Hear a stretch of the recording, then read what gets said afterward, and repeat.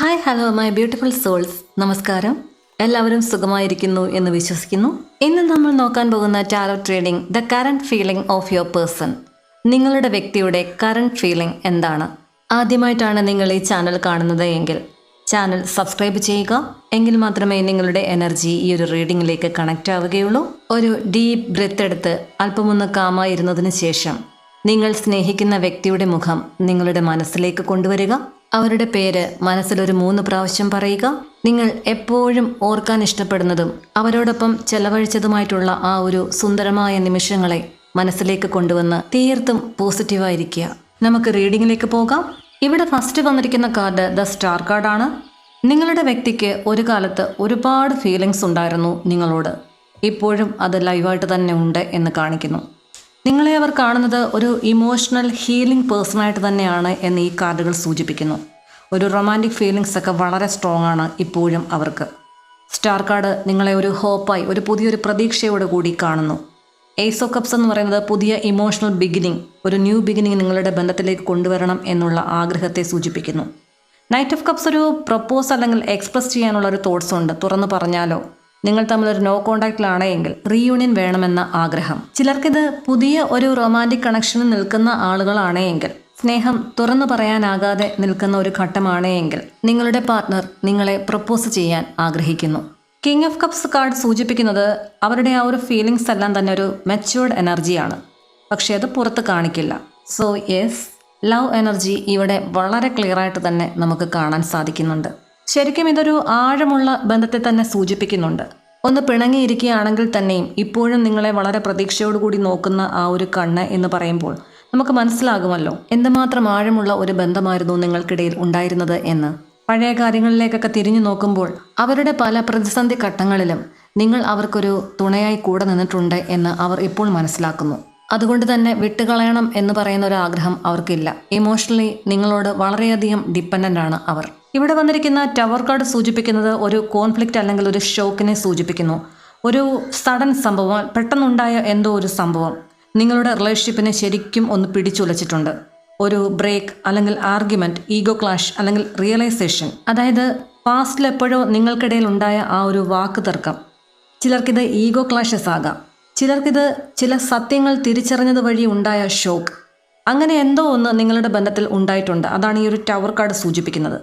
Feelings ഒക്കെ ഉണ്ടെങ്കിൽ തന്നെയും ശരിക്കും സിറ്റുവേഷൻ കൊലാപ്സായി പോയിട്ടുണ്ടെന്ന് കാണിക്കുന്നു. നിങ്ങൾക്ക് രണ്ടുപേർക്കും വലിയ രീതിയിലൊരു ഷോക്ക് അതിൽ നിന്നും ഉണ്ടായിട്ടുണ്ട്. ഇപ്പോഴത്തെ അവരുടെ ഒരു മൈൻഡ് എനർജി സൂചിപ്പിക്കുന്ന കാർഡുകളാണ് പേജ് ഓഫ് സോർട്സ്, അതുപോലെ തന്നെ 4 ഓഫ് പെൻറ്റക്കിൾസ്. ഇവർ നിങ്ങളെ ശരിക്കും സ്റ്റോക്ക് ചെയ്യുന്നുണ്ട്, ഒബ്സർവ് ചെയ്യുന്നുണ്ട് സോഷ്യൽ മീഡിയയിൽ, അല്ലെങ്കിൽ ആരുടെയിലൊക്കെ അന്വേഷിക്കുന്നുണ്ട് നിങ്ങളുടെ കാര്യം. ഡയറക്റ്റായി സംസാരിക്കില്ല. ഹേർട്ട് തുറക്കാനുള്ള പേടി. എങ്ങാനും എന്തെങ്കിലും തുറന്ന് പറഞ്ഞു പോയി കഴിഞ്ഞാൽ അവരുടെ ആ ഒരു കൺട്രോൾ വിട്ടുപോകുമോ എന്നൊരു ഭയം. 4 ഓഫ് പെൻറ്റക്കിൾസ് സൂചിപ്പിക്കുന്നത് ഞാനിപ്പോഴും നിന്നെ കെയർ ചെയ്യാൻ ആഗ്രഹിക്കുന്നുണ്ട്, സ്നേഹിക്കുന്നുണ്ട്, പക്ഷേ എനിക്കത് പുറത്ത് കാണിക്കാൻ കഴിയില്ല. നെക്സ്റ്റ് കാർഡ് 8 ഓഫ് കപ്സ് ആണ്. ഒരു ഇമോഷണൽ വിഡ്രോവലിനെ സൂചിപ്പിക്കുന്നു. ഹർട്ടായി മാറി നിൽക്കുന്ന ഒരവസ്ഥ. ഫീലിംഗ് സപ്രസ് ചെയ്യാൻ ശ്രമിക്കുന്നു. നിങ്ങളോടുള്ള ആ ഒരു ലവ് ഫീലിംഗ് ശരിക്കും ഓവർഫ്ലോ ആണ്. എന്തൊക്കെയോ പറയണമെന്നുണ്ട്, അതിനെല്ലാം പിടിച്ചു കെട്ടി വെച്ചേക്കുകയാണ്. കാരണം നിങ്ങളുടെ ചില ചോദ്യങ്ങൾക്ക് അവരുടെ കയ്യിൽ ഇപ്പോഴും ഉത്തരമില്ല. അങ്ങനെ തന്നെ ചിന്തിക്കേണ്ടിയിരിക്കുന്നു. കാരണം ഒരുപാടൊക്കെ പറയാൻ ആഗ്രഹമുണ്ടെങ്കിലും നമ്മളിൽ നിന്നും ഒളിച്ചോടി മാറി നിൽക്കുന്ന അവസ്ഥ. അങ്ങനെയുള്ള ആളുകളെ കാണുമ്പോൾ നമ്മൾ ചിന്തിക്കേണ്ടുന്ന അതാണ്. അവർക്ക് എന്തിനൊക്കെ ഉത്തരമില്ല നമ്മൾ ചോദിക്കുന്ന കാര്യങ്ങൾക്ക്. എന്തൊക്കെയോ കള്ളത്തരങ്ങൾ പറഞ്ഞിട്ടുള്ളത് ചിലപ്പോൾ എക്സ്പോസ് ആകുമോ എന്നുള്ള പേടി. അതും ആകാം. ഞാൻ എൻ്റെ മനസ്സിനെ ഹർട്ട് ചെയ്യാൻ ആഗ്രഹിക്കുന്നില്ല. അതാണ് അവരുടെ മനസ്സിൻ്റെ ആ ഒരു ഫീലിംഗ്. ഫൈനൽ സമറിയിലേക്ക് പോകുമ്പോൾ ലവ് ഫീലിങ്സ് എല്ലാം തന്നെ നിങ്ങൾക്കിടയിൽ വളരെ റിയലായിട്ട് തന്നെയുണ്ട്. ഇമോഷണൽ അറ്റാച്ച്മെൻറ്റ് നിങ്ങൾക്കിടയിൽ വളരെ സ്ട്രോങ് ആണ്. പക്ഷേ ഈ ഒരു ടവർ മൂവ്മെൻറ്റ് കാരണം ഒരു ട്രസ്റ്റ് നഷ്ടപ്പെട്ട അവസ്ഥ, സ്റ്റെബിലിറ്റി, നിങ്ങൾക്കിടയിലുള്ള ആ ഒരു സ്റ്റെബിലിറ്റി എല്ലാം ഷേക്കായി കിടക്കുന്നു എന്ന് കാണിക്കുന്നു. ചിലർക്കിതൊരു ഈഗോ ക്ലാഷസ്, അതിന്മേലുണ്ടായ ആ ഒരു ഫിയർ, ഭയം, അത് കാരണം ഒരു സൈലൻ്റ് മോഡിൽ നിൽക്കുന്നതായിട്ടും കാണിക്കുന്നുണ്ട്. കംപ്ലീറ്റ്ലി അവർ ഈ ഒരു ബന്ധത്തിൽ നിന്നും മൂവ് ഓൺ ചെയ്തിട്ടില്ല. ഈ ഒരു ബന്ധത്തിൽ അടുത്തിടയിൽ ഉണ്ടായ എന്തോ ഒരു റിയലൈസേഷൻ, വളരെ പെട്ടെന്നുണ്ടായ ഒരു റിയലൈസേഷൻ സഡൻ ഷോക്കായിട്ട് തന്നെ നിങ്ങൾക്കോ അവർക്കോ ഉണ്ടായിട്ടുണ്ട് എന്ന് കാണിക്കുന്നു.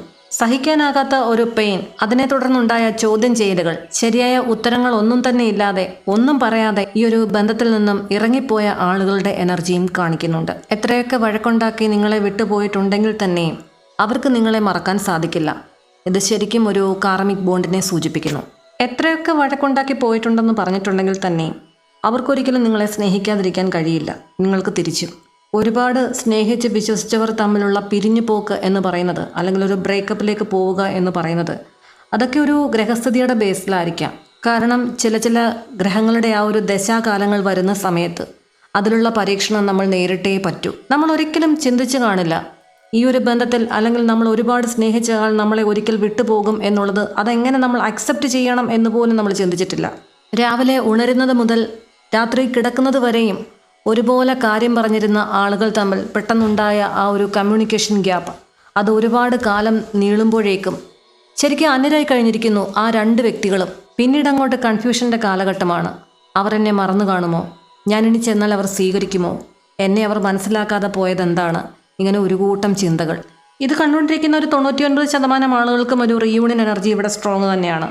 ഒരു എനർജി ചെക്ക് അല്ലെങ്കിൽ ഒരു വിശേഷം അന്വേഷിക്കാൻ വരിക, അങ്ങനെ ഒരു സംഭാഷണത്തിൽ തുടങ്ങി ശരിക്കും ഒരു റീയൂണിയനിലേക്ക് വരാനുള്ള ചാൻസസ് വളരെ കൂടുതലാണ്. പക്ഷേ സ്ലോ എനർജിയാണ്. കാരണം റിട്ടേൺ കാണിക്കുന്നുണ്ടെങ്കിൽ തന്നെയും എനർജി വളരെ സ്ലോ ആണ്. അതുപോലെ തന്നെ കോഷ്യസ് ആയിരിക്കും എന്നും കാണിക്കുന്നു. ഈ സമയം നിങ്ങൾക്കുള്ള ഒരു ഡിവൈൻ ഗൈഡൻസ്, നിങ്ങൾ എന്ത് വേണം എന്നുള്ള ഒരു ചോദ്യത്തിന് ഡിവൈൻ ഗൈഡൻസ് ആയിട്ട് വന്നിരിക്കുന്നത് 2 ഓഫ് വൺസ് ആണ്. ഈ ഒരു കാർഡ് വളരെ പവർഫുൾ ഗൈഡൻസ് കാർഡാണ്. ഇതൊരു വെയിറ്റിംഗ് കാർഡല്ല, ഇതൊരു ഡിസിഷൻ കാർഡിനെ സൂചിപ്പിക്കുന്നു. 2 ഓഫ് വൺസ് പറയുന്നത് നിങ്ങളൊരു ക്രോസ് റോഡിലാണ്. പാസ്റ്റ് ഒന്ന്, ഫ്യൂച്ചർ മറ്റൊന്ന്. ഇവിടെ ഡിവൈൻ പറയുന്നത് plan your next move wisely. വളരെ ബുദ്ധിപരമായിട്ട് നിങ്ങളുടെ അടുത്ത നീക്കം നീങ്ങുക. ഇത് ഒരുപാട് ആളുകൾ കാണുന്ന ഒരു ജനറൽ റീഡിംഗ് ആണ്. ഓരോരുത്തരും അവരുടെ സാഹചര്യം അനുസരിച്ച് മാത്രം ഈ ഒരു മെസ്സേജിനെ എടുക്കുക. നിങ്ങൾ തീരുമാനിക്കുക, ഒരാളിനായി ഞാൻ ഇനിയും നിൽക്കണമോ, അതല്ല എങ്കിൽ ഒരു പുതിയ ഡയറക്ഷൻ ഞാൻ എടുക്കേണ്ടതുണ്ടോ. ഫിയർ കൊണ്ട് അല്ലെങ്കിൽ പേടി കൊണ്ട് ഒരിടത്ത് തന്നെ ഹോൾഡ് ചെയ്ത് നിൽക്കരുത് എന്ന് ഡിവൈൻ പറയുന്നു. നിങ്ങൾ നിങ്ങളുടെ കംഫർട്ട് സോണിനേക്കാളിലും നിങ്ങളുടെ ഗ്രോത്തിന് ഇമ്പോർട്ടൻസ് കൊടുക്കുക. അതായത് നിങ്ങൾ നിങ്ങളുടെ ഒരു വെയിറ്റിംഗ് മോഡിൽ തന്നെ സ്റ്റക്ക് ആവാൻ പാടില്ല. അവർ വരട്ടെ, വരേണ്ട സമയത്ത് അവർ വരട്ടെ, അവർക്ക് ടൈം കൊടുക്കുക. ആ സമയം ശരിക്കും നിങ്ങളുടെ കരിയർ ഗ്രോത്ത് അല്ലെങ്കിൽ നിങ്ങളുടെ ഒരു സെൽഫ് ഗ്രോത്ത്, ഇതിലേക്കൊക്കെ ശ്രദ്ധ കൊടുക്കുക. സമയം എന്നത് ആർക്ക് വേണ്ടിയും കാത്തു നിൽക്കില്ല. നിങ്ങൾ ഈ ഒരു ബന്ധത്തിൽ ആക്ഷൻ എടുക്കേണ്ടെന്ന ഒരു ഘട്ടമാണ് എങ്കിൽ ആക്ഷൻ എടുക്കുക. പക്ഷേ വളരെ കാമായിട്ടുള്ള ആക്ഷൻ എടുക്കുക. സെൽഫ് റെസ്പെക്റ്റ് എന്നത് ഒരിക്കലും കോംപ്രമൈസ് ചെയ്യാൻ പാടില്ല. ലോങ് ടേം ഫ്യൂച്ചർ കാണുന്ന ഒരു ഡയറക്ഷനിലേക്ക് നിങ്ങൾ പോവുക, അത് ചൂസ് ചെയ്യുക. 2 ഓഫ് വൺസ് കാണിക്കുന്ന ഒരു ഹിഡൻ മീനിങ് എന്ന് പറയുന്നത്, പവർ എന്ന് പറയുന്നത് നിങ്ങളുടെ കൈകളിലാണ്. യൂണിവേഴ്സ് ഓൾറെഡി നിങ്ങൾക്ക് മുൻപിൽ ഡോർ തുറന്നിട്ടുണ്ട്. ഡിസിഷൻ എന്ന് പറയുന്നത് നിങ്ങൾ എടുക്കുക. നമ്മൾ നമ്മുടെ ആ ഒരു കരിയറിന് ഇമ്പോർട്ടൻസ് കൊടുക്കാതെ, നമ്മളുടെ ആരോഗ്യത്തിന് ഇമ്പോർട്ടൻസ് കൊടുക്കാതെ ഒരാൾക്ക് വേണ്ടിയിട്ട് ഇങ്ങനെ ലൈഫ് ലോങ് കാത്തിരിക്കുക എന്ന് പറയുമ്പോൾ അതിലും വലിയൊരു പരീക്ഷണം വേറെയില്ല. കാരണം അവർ നമ്മളിൽ നിന്നും അല്പം ദൂരെ മാറി നിൽക്കുന്നത് തന്നെ നമ്മളുടെ ഈ ഒരു സ്റ്റെബിലിറ്റി ഇല്ലായ്മ എന്നതുകൊണ്ട് മാത്രമാണ്. നമ്മൾക്കൊരു കരിയറിൽ സ്റ്റെബിലിറ്റി ഇല്ല, മറ്റു കാര്യങ്ങൾക്കൊന്നും തന്നെ നമ്മൾ ഇമ്പോർട്ടൻസ് കൊടുക്കുന്നില്ല. അവരെന്ന് പറയുന്ന ആ ഒരു വേൾഡ് മാത്രം, അവരാണ് ലോകം. അങ്ങനെ കണ്ടുകൊണ്ടിരിക്കുന്ന നിങ്ങളെപ്പറ്റി അവരെന്താണ് ചിന്തിക്കേണ്ടത്? എപ്പോൾ വന്നാലും നിങ്ങൾ അലമാരിൽ നിന്ന് എടുക്കത്തക്ക രീതിയിലേക്ക് അത്രയും സുരക്ഷിതമായിട്ട് വെച്ചിട്ട് പോകാവുന്ന ഒരാളായിട്ടാണ് അവർ നിങ്ങളെ കണ്ടുകൊണ്ടിരിക്കുന്നത്. നഷ്ടപ്പെടുന്നത് നിങ്ങളുടെ സമയമാണ്, അവരുടെ അല്ല. ഒരു റിലേഷൻഷിപ്പിൽ ഒരാളെ ശരിക്കും മതിക്കുന്നത് എന്ന് പറയുന്നത്, അല്ലെങ്കിൽ മതിപ്പ് കൊടുക്കുന്നത്, വില കൊടുക്കുന്നത് എന്ന് പറയുന്നത് അവരുടെ സൗന്ദര്യം കൊണ്ടായിരിക്കാം, അവരുടെ ആരോഗ്യം കൊണ്ടായിരിക്കാം, അവരുടെ സമ്പത്ത് കൊണ്ടായിരിക്കാം, അവരുടെ കരിയർ സ്റ്റെബിലിറ്റി കൊണ്ടായിരിക്കാം. അതിനേക്കാളേറെ ഒരു സെൽഫ് റെസ്പെക്റ്റ് ഉള്ള ഒരു വ്യക്തിത്വം, ഈ ചേരുവകൾക്കെല്ലാം ഒപ്പം തന്നെ ആത്മാർത്ഥമായ സ്നേഹം, ഇതെല്ലാം കൂടെ ഒന്നു ചേർന്ന ഒരു വ്യക്തിയെ ഒരാൾ ഇട്ടിട്ട് പോകില്ല. നമ്മൾ ചെയ്യുന്നതോ എല്ലാ കാര്യങ്ങളും അങ്ങോട്ട് മാറ്റി നിർത്തിയിട്ട് നമ്മുടെ ആത്മാർത്ഥമായ സ്നേഹം മാത്രം എടുത്ത് പുറത്തിട്ട് അവരുടെ പുറകെ അതുമായിട്ട് യാചിച്ചകനെ നടക്കും. നിങ്ങൾ ആലോചിച്ച് നോക്കൂ, ഈ ഒരു ഘടകങ്ങളിൽ എന്തിൻ്റെയെല്ലാം കുറവ് നിങ്ങൾക്കുണ്ട് എന്ന്. എല്ലാം തികഞ്ഞ മനുഷ്യരൊന്നുമില്ല, എല്ലാവർക്കും കുറവുകളും കുറ്റങ്ങളും എല്ലാം ഉണ്ട്. പക്ഷേ അത് കണ്ട് മനസ്സിലാക്കി അത് തിരുത്തി മുന്നോട്ട് പോകുമ്പോഴാണ് നമുക്ക് ജീവിത വിജയം ഉണ്ടാകുന്നത്. എന്നെ ഒരാൾ ഉപേക്ഷിച്ച് പോയി. ഞാൻ ഒരുപാട് സ്നേഹിച്ച് വിശ്വസിച്ച ഒരാളായിരുന്നു. മറ്റൊരാൾക്ക് വേണ്ടിയിട്ട് എന്നെ ഉപേക്ഷിച്ച് പോയി. അന്നു മുതൽ ഞാൻ വിഷാദരോഗത്തിന് അടിമയാണ്, അതിന് മെഡിസിൻ കഴിക്കുകയാണ് എന്ന് പറയുന്ന ഒരുപാട് ആളുകളെ നമുക്ക് ചുറ്റിനും കാണാൻ കഴിയും. അവർക്ക് കൂടി വേണ്ടിയിട്ടുള്ളൊരു മെസ്സേജാണ്, ഒരിക്കലും നമ്മുടെ സെൽഫ് വർത്ത് വിട്ടൊരു കളിക്ക് പോകരുത്. ഒരാൾ നമ്മളെ ഒരുപാട് സ്നേഹിച്ച് വിശ്വസിച്ച് കൂടെ നിൽക്കുന്നുണ്ട്, ഓക്കെ, എങ്കിൽ തന്നെയും ഓവർ അഡിക്ഷൻ എന്ന് പറയുന്നത് പാടില്ല. ബൗണ്ടറി സെറ്റ് ചെയ്തേ പറ്റുള്ളൂ. അതോടൊപ്പം തന്നെ നമ്മൾ നമ്മളുടെ ആരോഗ്യം, കരിയർ, ഇതിനെല്ലാം തന്നെ ഇമ്പോർട്ടൻസ് കൊടുക്കുക. എല്ലാത്തിനും അവരെ ഡിപ്പെൻഡ് ചെയ്യുന്ന ആ ഒരു ആളാണ് നിങ്ങളെങ്കിൽ അവിടെയാണ് നമുക്ക് തിരുത്തൽ വേണ്ടത്. ആദ്യമൊക്കെ സ്നേഹം കൊണ്ട് അവരത് സഹിച്ചു തന്നിരിക്കാം. പിന്നീട് അങ്ങോട്ട് പുതുമ നഷ്ടപ്പെടുമ്പോൾ എല്ലാ ബന്ധങ്ങൾക്കിടയിലും പിന്നെ ചോദ്യങ്ങളായി, കുറ്റപ്പെടുത്തലുകളായി, സ്നേഹമെന്നത് ചോദ്യചിഹ്നമാകുന്ന അവസ്ഥ. എപ്പോഴും ഓർക്കുക, ഒരു ബന്ധമെന്ന് പറയുന്നത് രണ്ടുപേർക്കും സന്തോഷം തരുന്ന ഒന്നാകണം. വേദനകൾ മാത്രം തരുന്ന ബന്ധങ്ങളെപ്പറ്റി ഒന്നുകൂടി റീതിങ്ക് ചെയ്യേണ്ടിയിരിക്കുന്നു. ഒന്നിനും പറ്റുന്നില്ല, ഞാൻ തകർന്നു പോയി എന്ന് ചിന്തിക്കുന്ന നിമിഷം കൊണ്ട് ഒരു ജീവിതത്തിലൊരു യൂ ടേൺ എടുക്കുന്ന ഒരു സമയം നമുക്ക് മുൻപിൽ കിട്ടിയാൽ അതിന് മടിക്കരുത്. നിങ്ങൾ എന്താണോ അതാണ് നിങ്ങളിലേക്ക് അട്രാക്റ്റ് ആവുന്നത്. ചിന്തിക്കുക നിങ്ങൾ എന്താകണം എന്ന്. പിണങ്ങിപ്പോയവർ പോകട്ടെ, മടങ്ങി വരാൻ അവർക്ക് സമയം കൊടുക്കുക. അതുവരെയും നമ്മളൊരു വെയിറ്റിംഗ് മോഡിൽ അങ്ങനെ നിൽക്കാൻ പാടില്ല. ചേഞ്ച് ആയേ പറ്റുള്ളൂ. നമ്മുടെ ആരോഗ്യത്തിലും നമ്മളുടെ സെൽഫ് ഗ്രോത്തിലും എല്ലാം തന്നെ നമുക്ക് ശ്രദ്ധ കൊടുക്കാം. അത് കണ്ട് അട്രാക്റ്റായി അവർ വരട്ടെ. അപ്പോൾ ഇതൊക്കെയായിരുന്നു നമുക്ക് കിട്ടിയിരിക്കുന്ന ഒരു മെസ്സേജസ് എന്ന് പറയുന്നത്. ഈ ഒരു റീഡിംഗ് നിങ്ങൾക്ക് റെസൊനേറ്റ് ആയിട്ടുണ്ടെങ്കിൽ യൂണിവേഴ്സിന് നന്ദി പറയുക. ഇതൊരു ജനറൽ റീഡിംഗ് ആണ്. ഇതിൽ പറഞ്ഞിട്ടുള്ള പോസിറ്റീവായിട്ടുള്ള എല്ലാ കാര്യങ്ങളും നിങ്ങൾ നിങ്ങളുടെ ജീവിതത്തിലേക്ക് അട്രാക്റ്റ് ചെയ്യുക.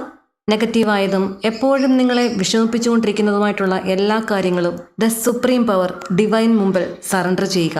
ഈ ഒരു വിഷമ കാലഘട്ടം കടന്നു കിട്ടാൻ നിങ്ങളുടെ പ്രാർത്ഥനകൾ ശക്തമാക്കുക.